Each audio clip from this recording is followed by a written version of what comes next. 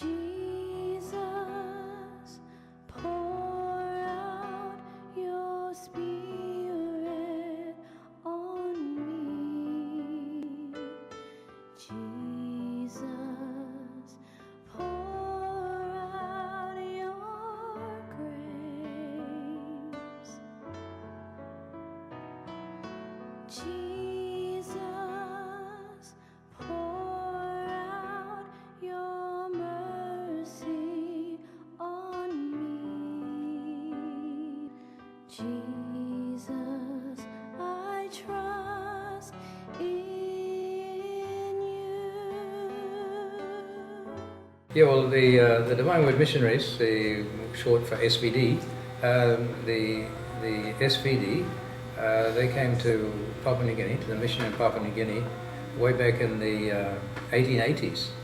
And they came first of all to Tumleo near Aitupe, and then they moved from there. They came eastwards towards Madang, and they set up at Alexis Harbour there near Madang.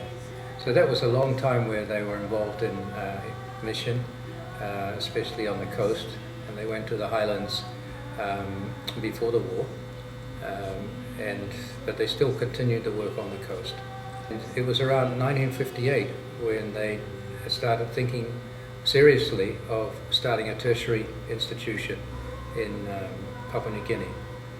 The SVD has a number of schools and including universities in other parts of the world as part of our mission, education.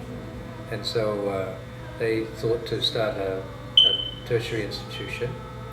But the problem was that the government was involved in starting UPNG at that time, and they didn't want to commit any resources to helping start a second university at that stage. So that's why the SVD then decided in 1968 that they would start a high school.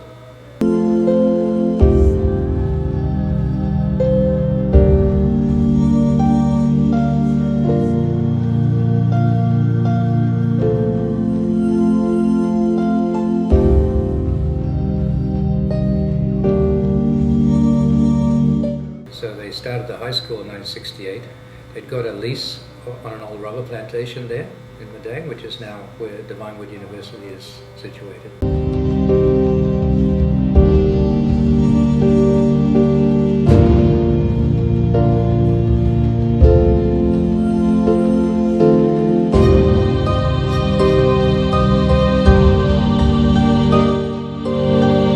And so they started the high school, and that was under Father Ken Fian.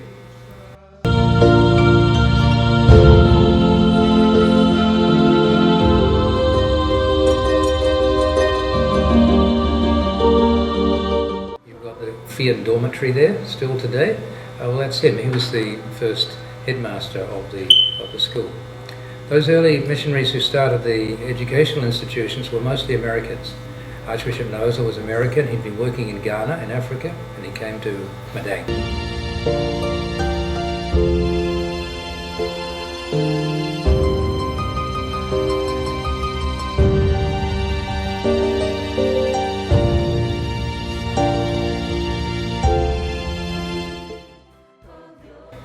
And then Paul McVinney, he was an American.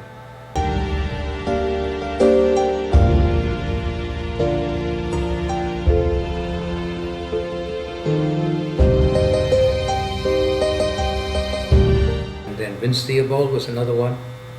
They were all involved.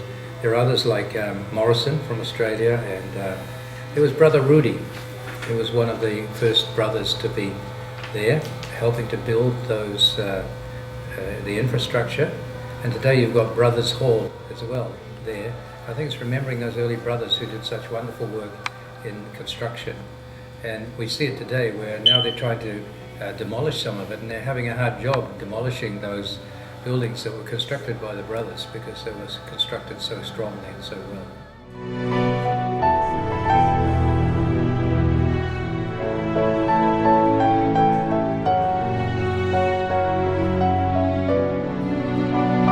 Claire, you've got Claire Dormitory named after her.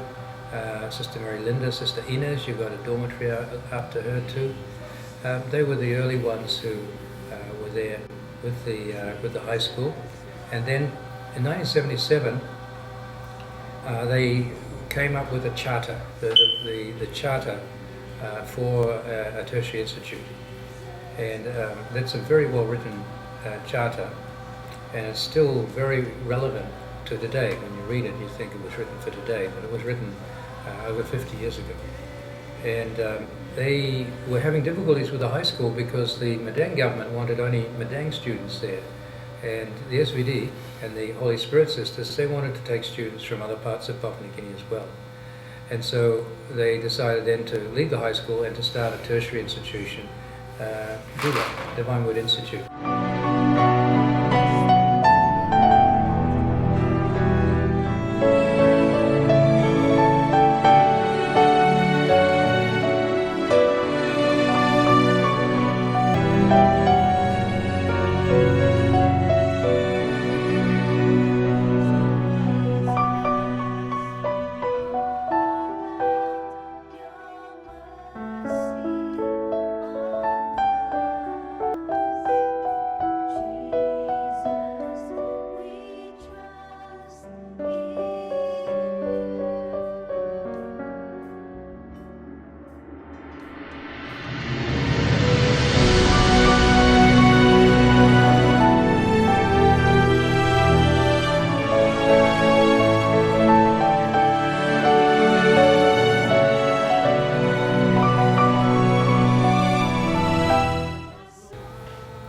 So they started Divine Word Institute in 1978, and that started with two main streams.